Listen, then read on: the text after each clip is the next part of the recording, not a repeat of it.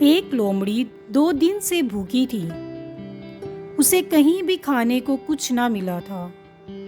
वो शहर के करीब आ गई। अचानक क्या देखती है कि एक दरख्त पर एक कौवा बैठा है। उस कौवे के मुंह में एक साबुत रोटी है। लोमड़ी के मुंह में पानी भर आया। उसने एक तरकीब सोची। वो कौवे की तारीफ करने लगी। भाई कौवे, तुम कितने खूबसूरत हो।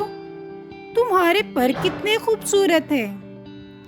तुम चाहे धूप में रहो या छाँव में, सर्दी हो या गर्मी हो, तुम्हारा रंग एक जैसा ही रहता है। सचमुच तुम तो परिंदों के बादशाह हो। तुम्हारा गाना भी बहुत मीठा है, बांसुरी से भी मीठा।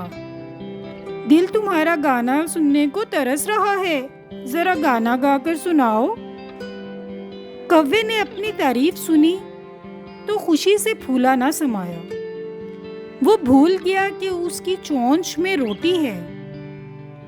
उसने गाना गाने के लिए चोंच खोली। चोंच खुलते ही रोटी नीचे आ गिरी। लोमड़ी बड़े चाव से खाने लगी। कौवा मुंह देखते ही रह गया। मज़ीद कहानियों के लिए मेरे चैनल को सब्सक्राइब करें और नोटिफिकेशन के लिए बेल आइकन के बटन को ज़रूर प्रेस करें।